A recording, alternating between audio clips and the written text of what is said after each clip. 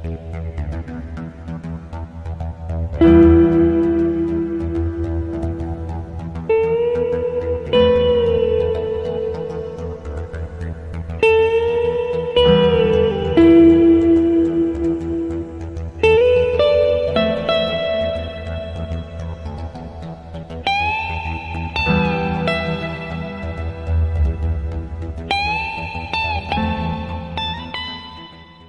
all, welcome to the Skeptic Hangout. This is the place where we sit back, relax, and discuss some of humanity's most controversial and intriguing concepts through the lens of skepticism. So we have with us today Richard Gilliver from the Skeptic Takeout, Laura McGee from Unapologetically Me, and Richard Gill from the Yorkshire Atheist. Today we are going to be discussing secularism. So grab your English tea or your cafe macchiato with just a touch of chocolate drizzle.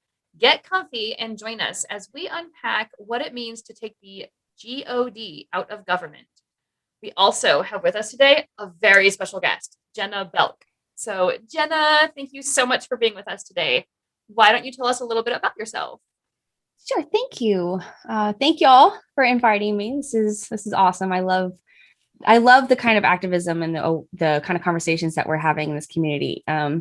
I guess I started out volunteering for the atheist community of Austin for the atheists, I'm one of the hosts on the Atheist Experience, and I have now got my own channel, started in having been inspired by them, and I now do 3 shows. And those are Atheistasis, Carrot Noises, and Genesis. And Atheistasis is basically an interview show where I'm just interviewing people from many different kinds of perspectives since I've come to this new world that I've found I live in, because I thought I lived on some kind of Neverland, and it turns out probably not.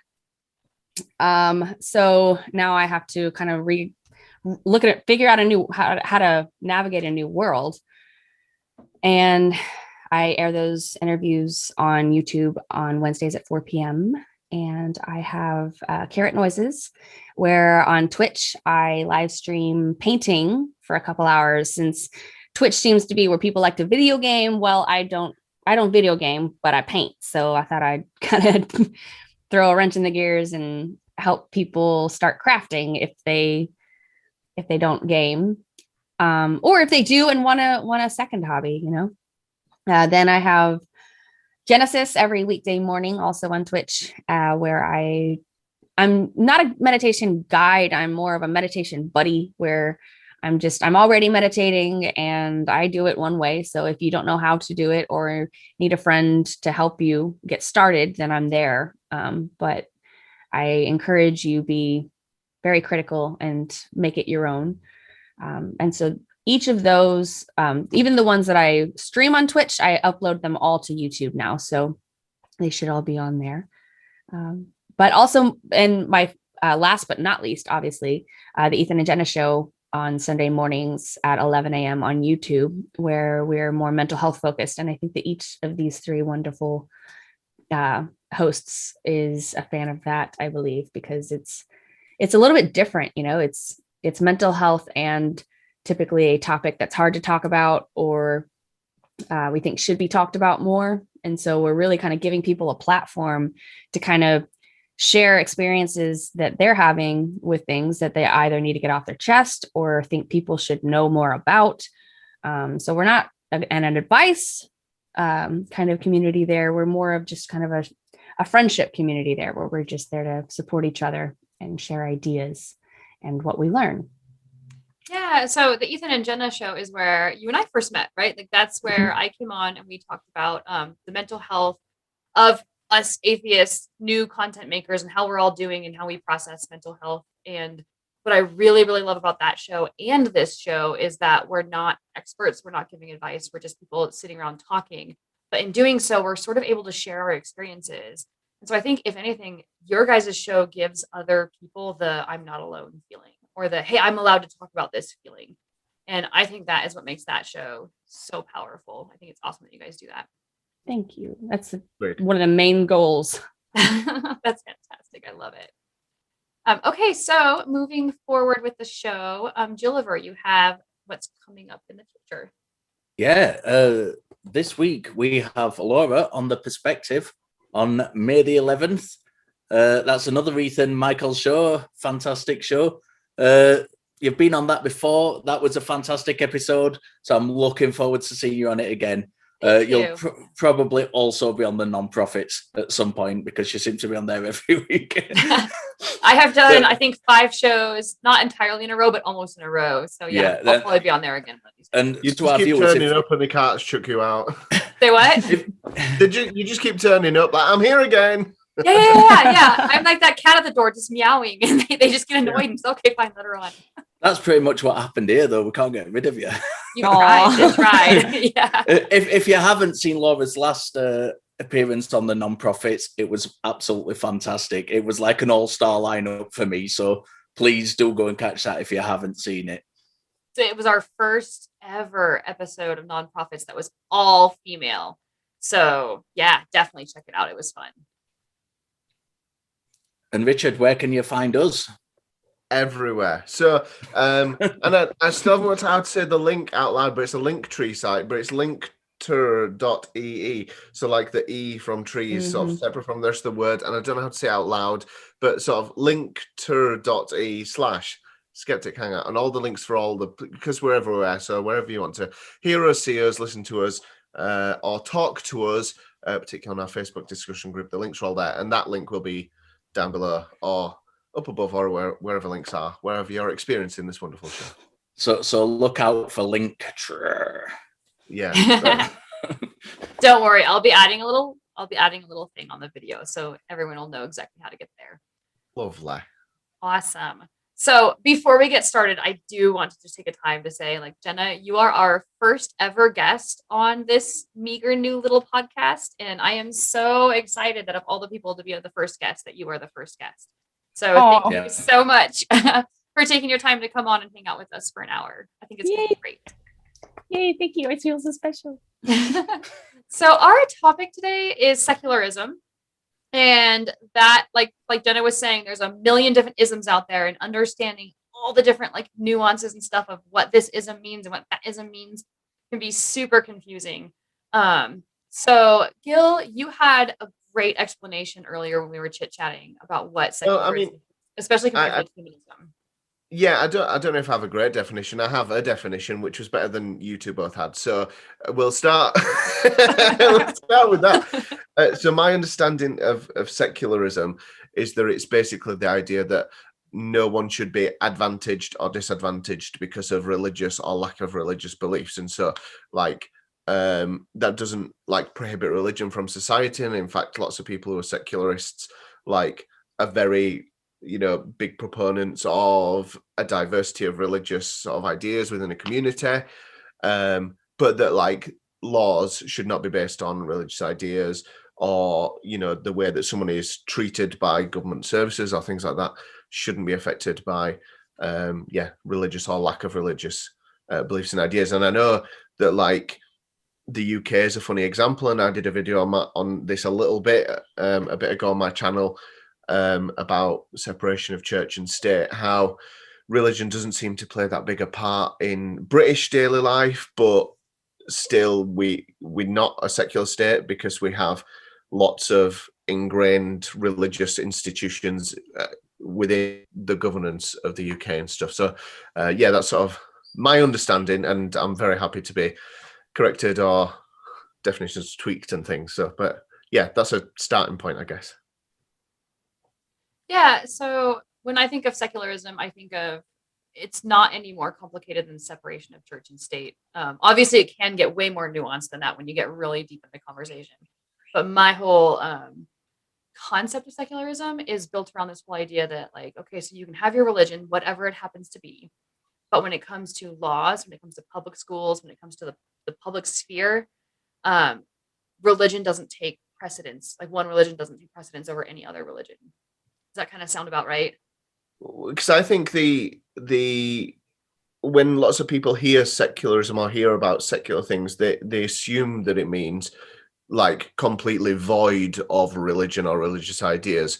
And in some ways that those terms are used, I guess it can mean that, like, if you talk about secular humanism, for example, that's a version of humanism that specifically doesn't have any theological ideas, no ideas of gods in there. But yeah, it's actually like a big sort of way of also protecting lots of religions. You know, like India's constitution, for example, was very specifically built, and it's definitely not working like that at the moment, but like it was built around this idea that Hindus, who are the like majority population in India, for example, shouldn't have precedence just because they're in the majority. And so like they were like really celebrated for this secular idea of you will not be advantaged by being a Hindu or disadvantaged for being a Muslim or advantage or disadvantage for being any other sort of thing. So, and I guess there's that question of like, is that the ideal that we should strive for? And I think an easy answer to that would be, well, yeah, of course. But it's always, yeah, as straightforward as that. So Jenna, what is your thought on that? Like, what are your thoughts on secularism?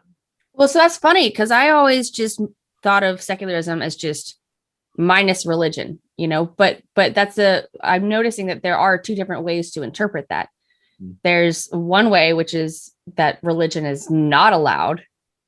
And then there is another way, which is that it is allowed. It just doesn't participate in the structure or the governance. And so I think that that's a huge distinction that I think should be made anytime that kind of conversation comes up, because yes, I think of it. I think that if you just say no religion, that implies the latter, but to anybody that is under the impression that their religion is under attack, they may assume the first. So just to kind of reassure people that it is more of a neutral standpoint rather than an anti-religion standpoint. It's more of a, that's fine if it's there. We're not going to make our society revolve around it the way that it used to. Or still does. And I kind of think that in those specific terms, like secularism, it becomes more of a religion is how you guide your life and how you regulate and govern your life, but it doesn't have any place in governing other people's lives. And so when you start talking about government or public school or to the workplace or whatever, what secularism does is says no one specific religion is going to tell another person how to live their life, right? So if there's something that we all agree on is like morally bad, murder, stealing, rape, that kind of stuff, we can make laws around that because we can all agree that is morally the wrong thing to do. But when it comes to things like LGBT rights or marriage or gender or those kinds of things, or how you raise your children, that needs to be like your religion is for you to govern yourself. It's not for you to govern others. Mm-hmm. Yeah, one thing I've noticed, which I find really peculiar, is in Britain, although we don't have separation of church and state, and you can certainly see to some extent how that impacts our lawmaking. When I look at that compared to you in America, who supposedly have church and state, and then I hear stories like I did a couple of weeks ago, and I think Laura touched on this and on the non-profits on this just past last Sunday. Yeah, when you were talking about you talked about two stories, but the one I'd previously heard of, which I just found amazing, was the fact that people are trying to get creationism taught in schools. And that just blew my mind. I mean, I have a lot of American friends. You two are both friends of mine. I've had American friends for years. I absolutely love the American people. But that to the outside world just makes America look crazy. It really does. Mm-hmm. And it's such a shame because you're not like that. You're not like that at all. But yet you've got this perspective coming from outside thinking, how can that possibly be the case? How can it be the case that is allowed in, especially in a country with separation of church and state, where someone's trying to push, and it was a really close call as to whether it got in, teaching creationism in schools? Well, it's going to depend on who you talk to. That's going to tell you that the U.S. is separated by church and state. Yeah, and what that means. So a lot of times when you get the more religious people talking about that kind of stuff, the way that they justify what they're trying to push in terms of legislation is, well, the separation of church and state is that there's no head church over the state, like the way that the Catholic Church was, and like the way the Church of England is, right? But so they kind of like make it, well, the church isn't the governing body, but we as American citizens, we can still take our religious beliefs and we can still legislate for them. And whereas from our perspective as secular atheists versus secular or non-secular religious people, is our beliefs are no, your beliefs have no place in the public sphere. And so I think with us, it kind of becomes sort of this push-pull battle of understanding what that really means, the separation of church and state. Like, is there any real difference if we don't have a church head, but we're legislating based on a specific religious belief? Isn't that the same thing? Here's an example. Sorry, I was just going to say, a few years ago, I can't remember his name now. I definitely should remember his name. The leader of the Lib Dems a few years ago, you'll probably remember Gilliver, not his name, but this example. He was a well-known Christian, and actually, I don't think religious beliefs of politicians and members of parliament are necessarily that well-known in the UK, but he was known to be a full-blooded Christian. And he was interviewed for some, I can't remember what it was. He was interviewed on the BBC or something, I think. And the question was put to him, do you think being gay is a sin? And he kept saying, like, that's irrelevant, because if I were to be elected and became prime minister or whatever, then I in no way would, enact any laws that sort of took away from, gay rights, or I wouldn't abolish gay marriage or anything like that, because my own religious ideas have nothing to do with the way that I govern, or I would govern, or lawmake, or legislate. And so he avoided the question of itself because he didn't want to be the person on the tabloids who said being gay is a sin, even though I guess he seemed to come across as believing that. But he was like, it's an irrelevant point because it wouldn't affect the way that I would govern. Anyway. I'm going to let Jenna go ahead because it sounds like you have something to say. Well, it's just interesting to me when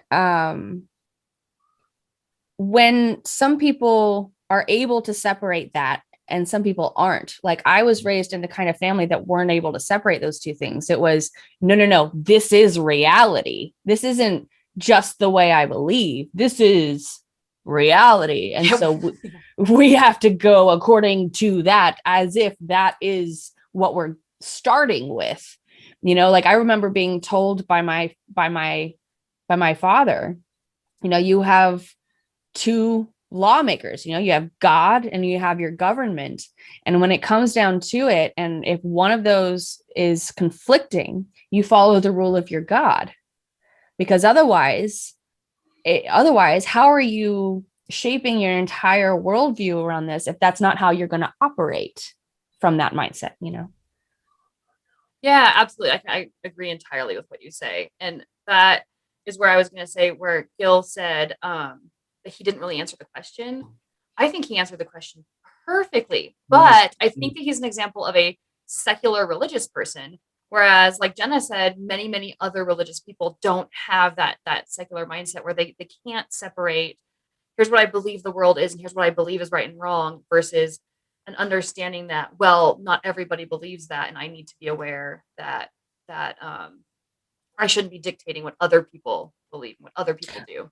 Like, to them, and this is that kind of person I was to me, it looked like it was as obvious as it's wrong to kill people. To me, I was like, they were just as obvious as the other. There wasn't a separation of the two. There was just right and wrong. And that was wrong. And I guess a lot of those things as well can be found in the Bible. It tells you in the Bible not to kill people, and like, that's where it gets confusing. Yeah, certainly. Yeah.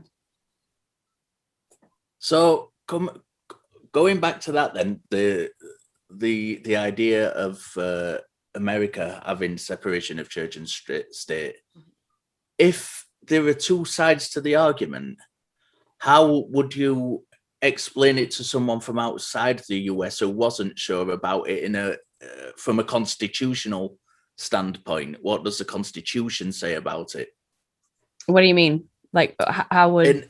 And it's the details of the separation of church and state. How is that put forward constitutionally. So not from the aspect of being religious or being a secularist, but from what the actual documentation says about it, what the laws say about it.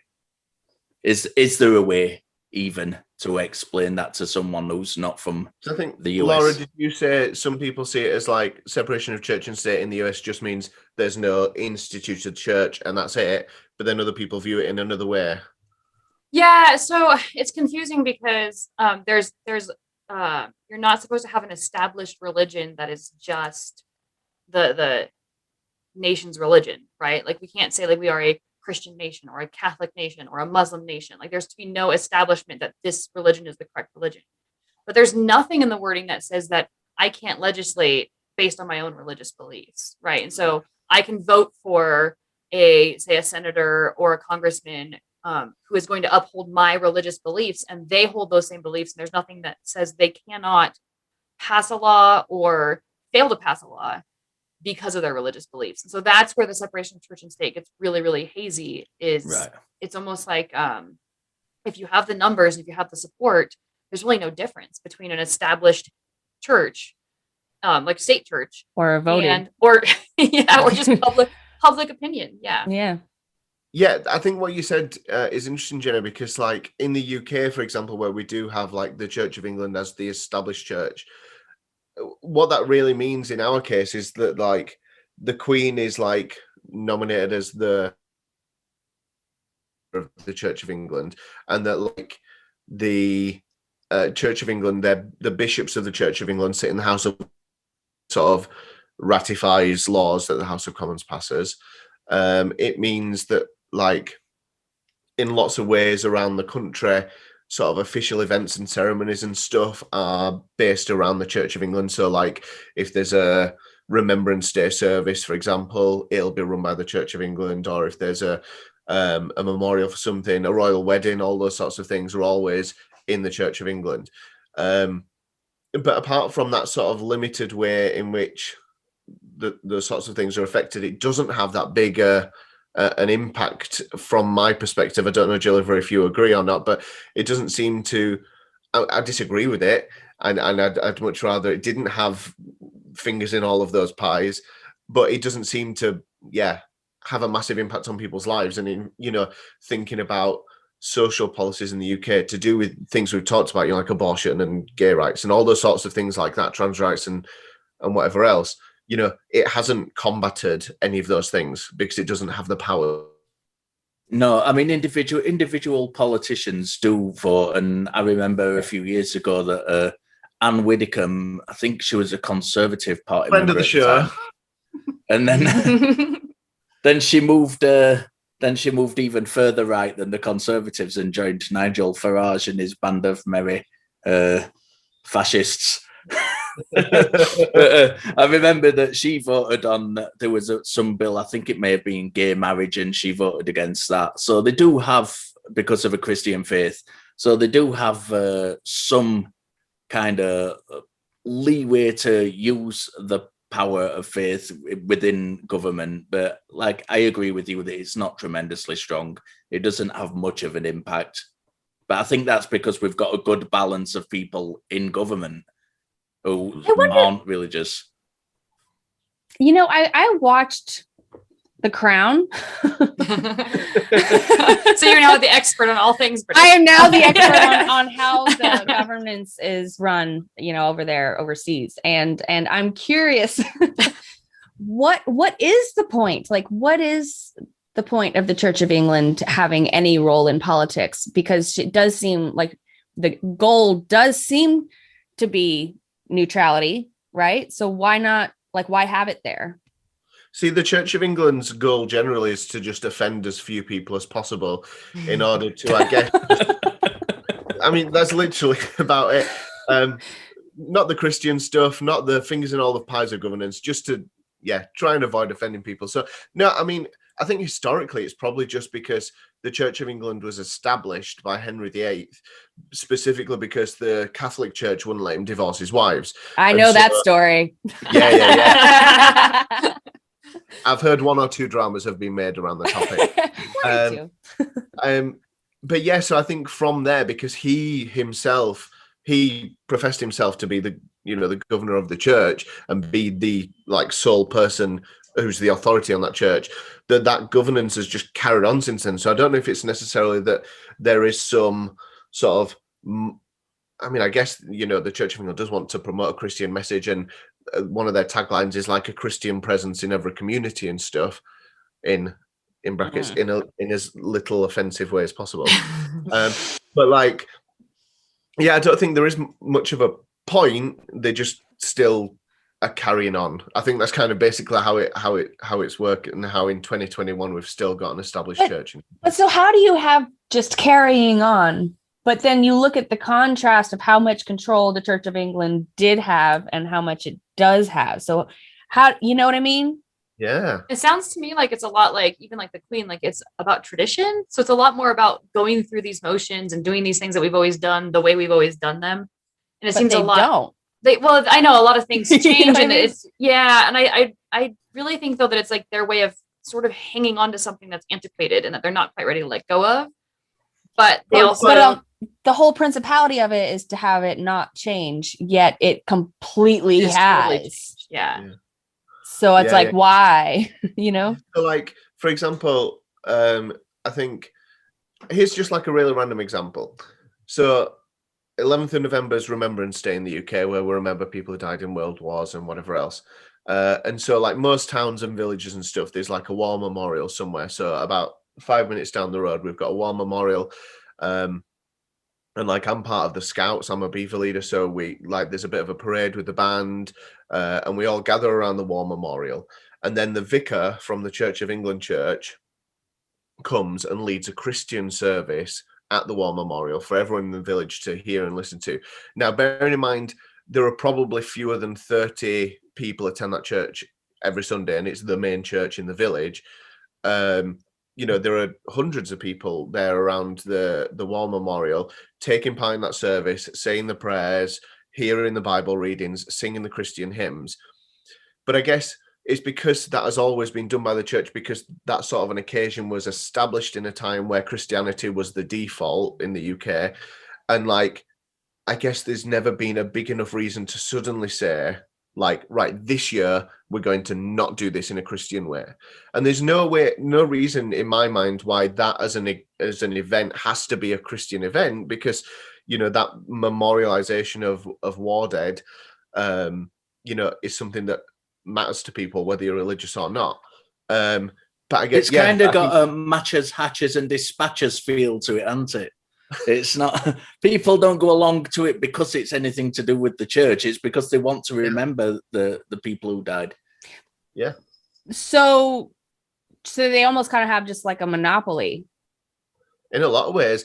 And I spoke about an example recently as well about how, like, church weddings and things like that are very, very common, despite most people who have church weddings, I guess there's probably some statistics somewhere, but not being Christians, still that dream of the church wedding and walking down the aisle and the organ and the pews and the lovely stained glass windows. People dream of that as like you said, the default, because so tradition is what people had. Yeah, I was going to say that kind of goes back to what I was saying about tradition. I mean, even though our traditions do morph and change over time, and we kind of like they don't look the same as they used to, but we think they do because we have that perspective that it's always been this way. But that's kind of what I meant, is like, I think it's it's ingrained into the culture to where to remove it from the culture, like there's not a whole lot of cultural pressure to do that. Well, if that so makes this is where I get confused. It's because, okay, so on the wedding versus the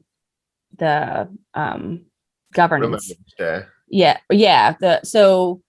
So the weddings, yes, traditionally, at least here, it's been, the big white, the white veil, and the church aisles, right? I get that.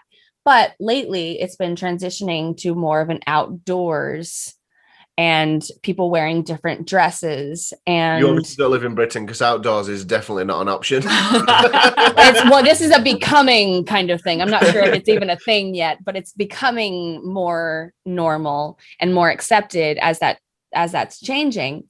But the way that my family looks at the marriage is, well, they say, oh, well, marriage it should only be a religious thing. It shouldn't even be in politics. Like, marriage was started because of God, blah, blah, blah. So why is it even in the government rather than why is it even in the church? Right. So looking at the service, I wonder, well, what's to stop the Satanic Temple from coming and saying, hey, I want to do the service next year? Yeah. You know, I mean, that's when you say that there just hasn't been, you know, a real reason to change it. Well, where is the Satanic Temple? I don't know where my local branch is, but yeah, I think it's, you know what I mean? like, no, I do know what you mean. Yeah. I do know what you mean. I think it's like, because that's what it has been, and there's been no specific, right, this is a reason why we need to change it. I can think of reasons why we should change things, but because it's not been like a groundbreaking, this has changed, so therefore we need to change the churchiness of this, whatever it is. It just carries on, and I think it just will carry on. The thing is, as well, it's inoffensive as well, isn't it? I mean, when I see things from America about the Satanic Temple and getting involved with things, it's always against, like, really in your face. We want to push things in your face, Christian organizations, or like who really are campaigning to, like, get rid of people's rights and stuff. Right, so they step in rather than the Church of England, which is, as Richard has correctly said, just like really softly. Anything just goes. bigger If battles to someone fight. said to, like, the vicar of the church, like, I'm a humanist and can I input this bit to the remembrance service or whatever, you know, that's a non-religious thing, I'm pretty sure they'd be like, yeah, that's fine. You know, like, it's not. We had a Buddhist sutra read at our wedding, and a Muslim best man. So it was, and that was in the Church of England. And we had a Catholic. It was a funny wedding. We had a Catholic. What do they call the thing where they eat Jesus and drink his blood and stuff? The Eucharist. Communion. Communion. That's the one. We had a Catholic communion in the Church of England, a Buddhist reading, and a Muslim best man, all in one wedding. So the Church of England is pretty easy going.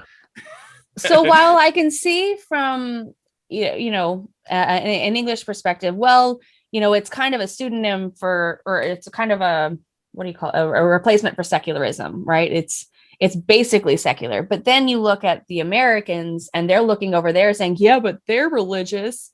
And y'all are like, yeah, but not really. Right.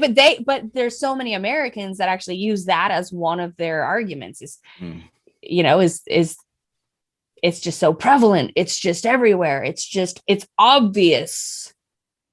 Well, so right? But it's really that begs that begs a really, really good question of, when you're talking about making nations more secular and moving nations more away from a religious-based governance to secular-based governance, that's a huge conversation to have. Is like, how do you get the conversation and education out there that you can be a religious person and you can be a religious nation, but still advocate for secular legislation and secularism, right?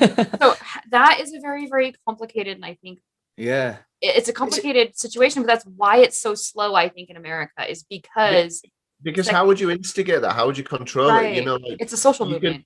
Yeah, because if someone says legitimately, I have been really explicit about my beliefs and what I would do if I were elected to this position. And so if people elect me, which they are free to do so, I must then act on what I've said. You know, so if I'm going to say abortion should be made as difficult as possible and we should do, you know, things like that, how do you create a system in which that is controlled? Because you can't create a system where people are told how to vote on matters, or, you know, how do you distinguish whether it's someone just voting because it's what they believe in because, or whether it's what they believe in because of religious ideas? Yeah, that's a really difficult it's like thing. saying, oh, you can't not hire that person because she's pregnant, but when asked, why didn't you hire that person, they say, well, she wasn't qualified. Or there was another more qualified person. Yeah. Right. There was another. Right. Like, you just changed the language. Yeah. But that's the thing, is if you are under the impression that you are living in this Christian nation and that there is like this overseer of the government that is, you know, has their eyes everywhere, that they couldn't possibly go wrong, the good guys always win, right? Then you're under the impression that can't happen. So is that why there's such a war, do you think? I think I know the answer. It's a bit of a rhetorical question, but just to stimulate discussion, like that seems to me to be why it feels like there's such a war between religion and secularism, when really secularism can very, very easily complement religion. Do you think that it's because from this specific worldview, God is reality and these things are right and wrong? And so when you take that away from me, or when you take that away from my government, you are making me or making my community live outside of the laws of God. Yes. You're making me be an atheist, and heaven forbid. Or sin, right? Like, even if you weren't saying that was your goal, by enacting, I guess, from that view of like God is reality, if you're trying to enact laws which do allow for people to believe in this way or do this way, bending on different beliefs and stuff, it's like, well, that's counterproductive anyway, because like, yeah, you're giving people freedom to do things, but like, that's not the freedom that they need in order to save their souls. Like, they don't need that freedom. They need specifically controlling in this way, because you think you're helping them, but you're just opening more doors for the devil. Right. How would that work? And going back to what Jenna said before about America looking to us as kind of a model, American Christians looking to us, which I find fascinating. Well, so do I, because I don't know how that would work in America, because in England, we have the Church of England. It's like one ruling body. But in America, there's the Christian sects themselves are so divergent that everybody is under the impression that everybody else thinks the same way they do. Yeah, it would end up being, so there right now the fighting is between, like, say, religious people and non-religious people, or religious people of different religious denominations. But as soon as you put one religion in charge, like say it's the Southern Baptists that win and get to be the head of the state, now you're going to suddenly have all these fractured, like that's where the Lutherans came from, right? That's where the Protestants came from. So now you'll start to have those even further fracturing. But as of right now, I think Jenna's right. Like, there's this overarching impression that because I'm Christian, because you're Christian, we both want the same laws and the same governance. And that's not the case. We have the same morals and right. Yeah, we all follow the same Jesus. Exactly. Yeah. So I think a lot of it comes down to education, right? And having conversations. Like, oh my gosh, it's amazing how we all have so many conversations as activists, and not just with ourselves and other atheists, but with religious people and people with different philosophies. We take for granted that the average person doesn't talk to other people in those ways. They don't have those discussions. So how are you supposed to get the idea of what secularism is really trying to do? How are you supposed to have those conversations with? Because sorry. No, I was gonna say with the general religious public. Yeah, I was gonna say, because if so, say you have two people who don't automatically think that they agree, right? To have a conversation about this, it would last no more than 30 seconds. I mean, because that's what you're told from restaurant to bar to club to whatever. You don't talk about religion, you don't talk about politics, and you don't talk about sports unless you're on the same page. Unless you're on the same team, you don't talk about it, because you're just avoiding conflict. You're avoiding unnecessary problems. There's so many other things to talk about. Why can't we just get along, right? Well, I mean, that's a good question. Well, but that's the thing is because we haven't had any practice having disagreeing. Yeah, I think probably myself and Jenna have probably had more experience in the area of talking to Christians or people of faith in a more questioning way, questioning what they believe, than you two possibly have. Yeah. But there is a way to have those conversations and get along. You know, it doesn't always work out. Sometimes it's just that barrier that you're not going to surpass. And sometimes, you know, everybody loses a shit on occasion. It's just when you have a whole group of people, though, that thinks in black and white, you're a bad person. You're in the whole bad person box because of one tiny little thing that I see as a flaw in you.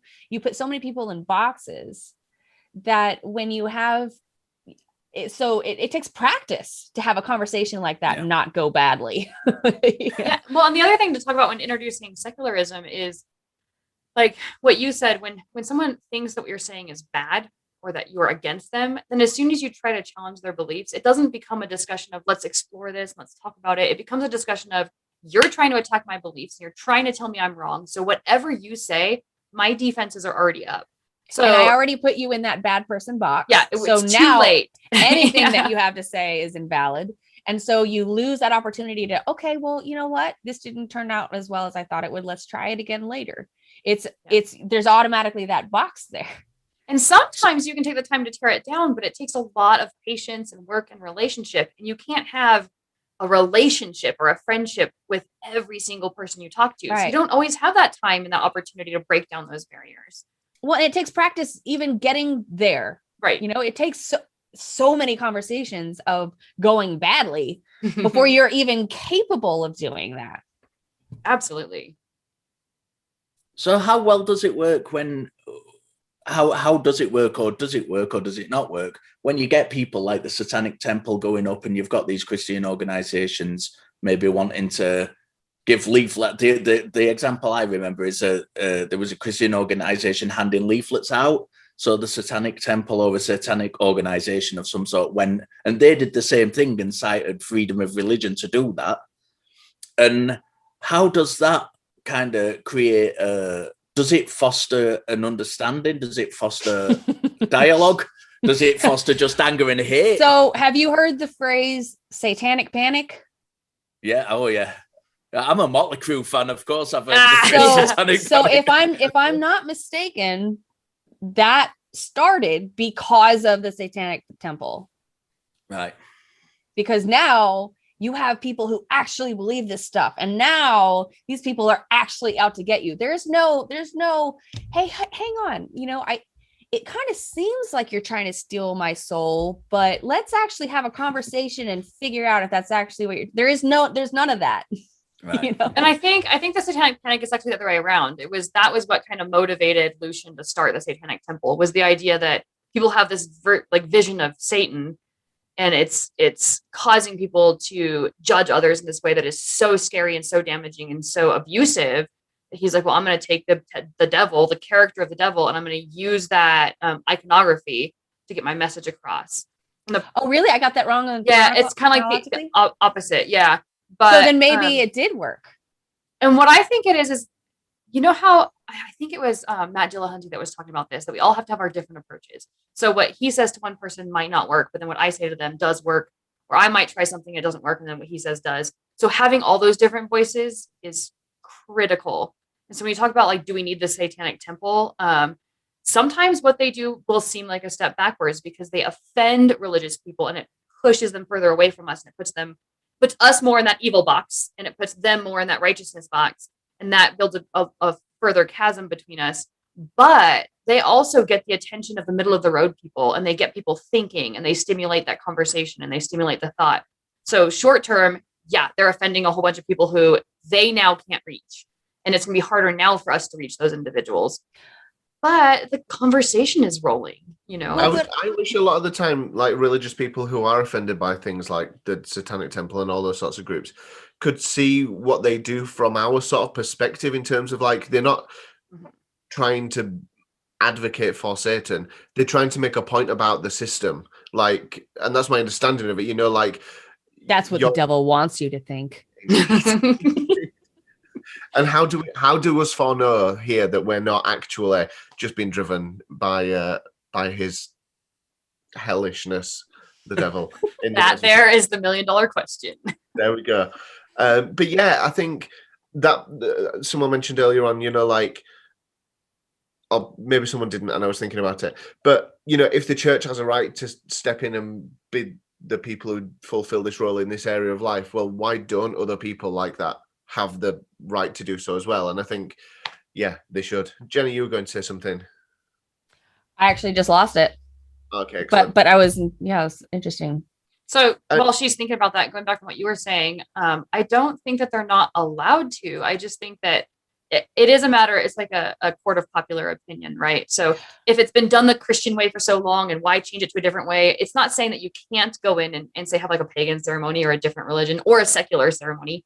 It just means that you have to start getting that ball rolling and you have to start generating interest. And if you're the minority, you're the minority. And it's going to take time and it's going to take conversation.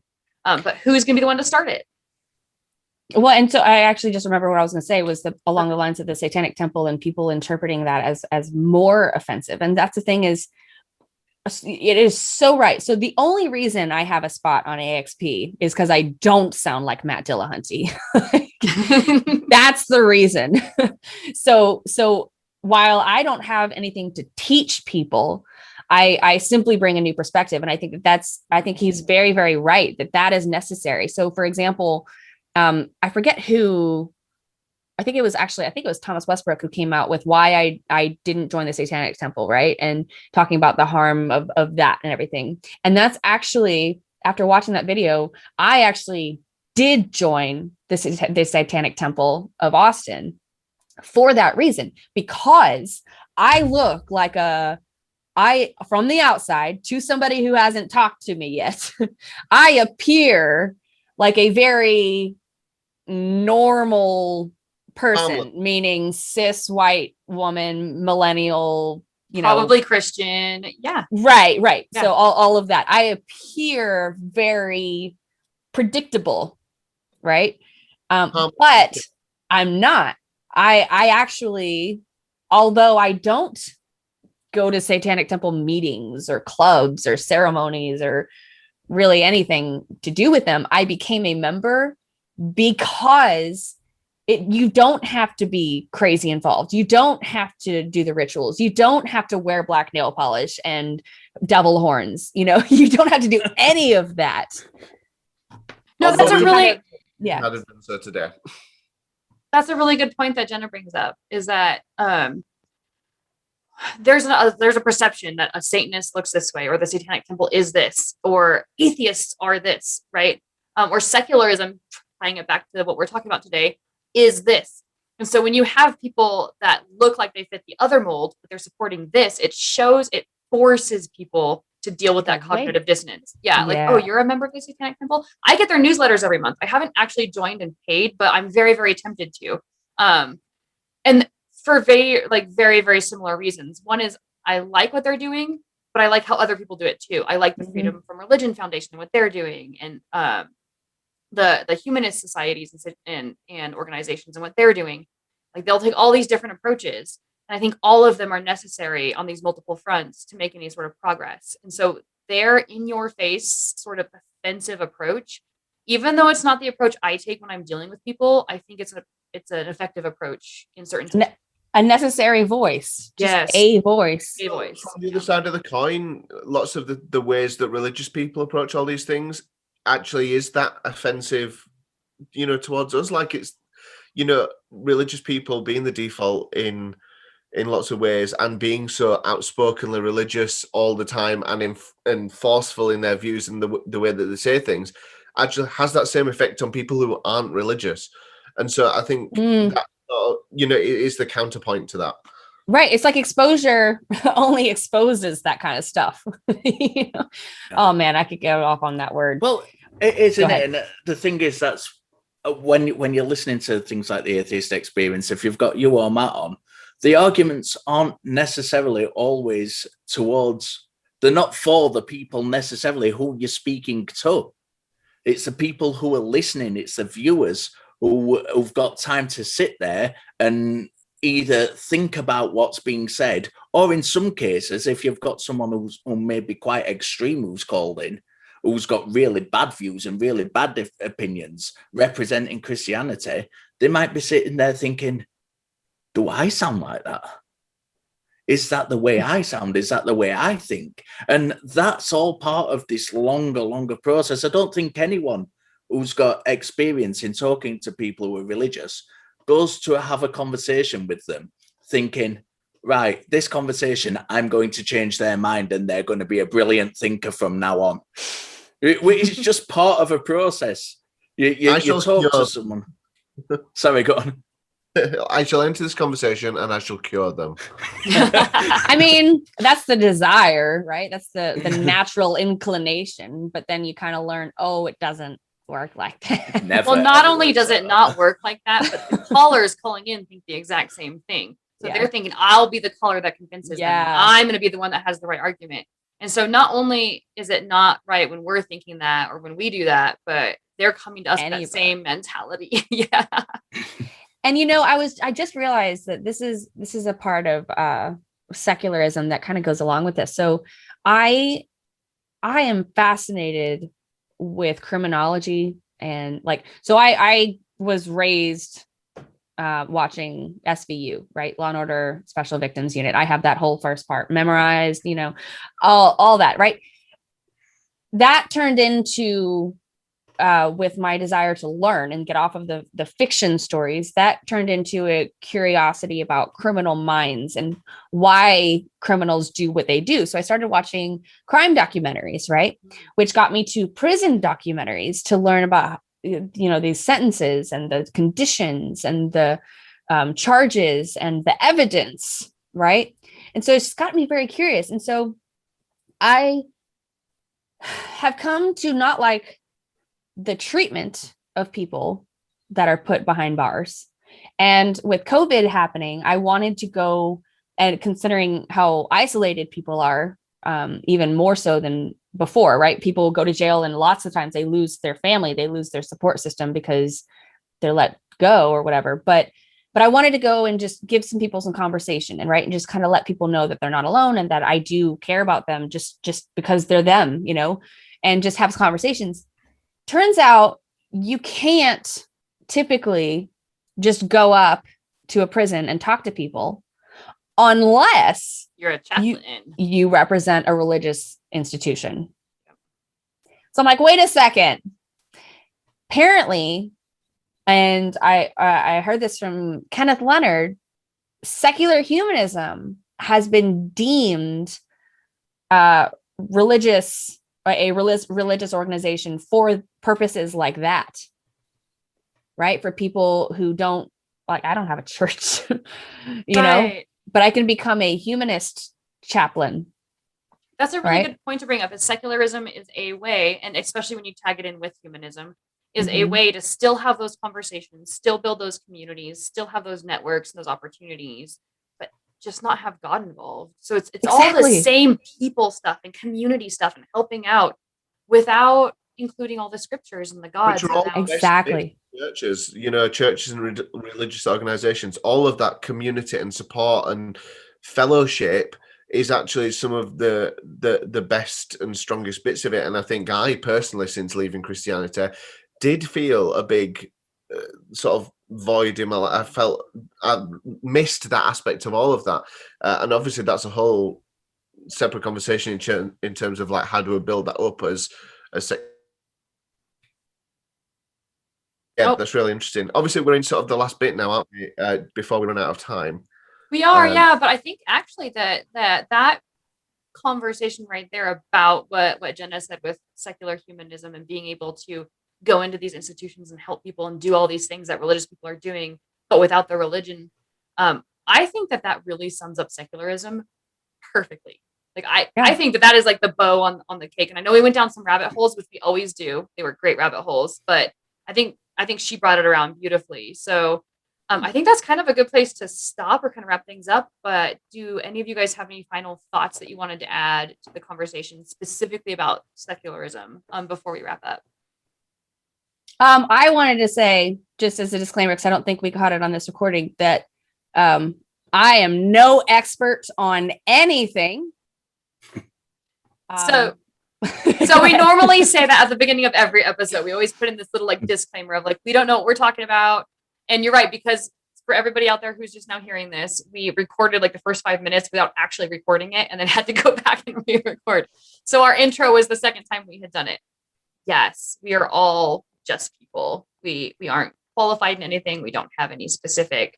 I'm qualified in some things, but just nothing that we talked about today. Okay, we are all qualified in specific things, but not having to do necessarily with the topics that we're discussing. So this is just a roundtable discussion of everyday people tackling some of the harder conversations. So yeah, thank you, Jenna, for reminding us. And we appreciate your voices as well. So if you do want to continue the conversation, get onto our Facebook group and talk to us. That's what it's there for. That's why we started it. We want you in there. We want you talking to us. Call us out if we're wrong. Tell us if we're right, or just pass the message on if you're not interested. Cool. So I think that's a great way to wrap things up. Jenna, I'm super excited that you were with us here today. I think you brought a really good voice to the conversation. What do you guys think? I think it was pretty cool having her on.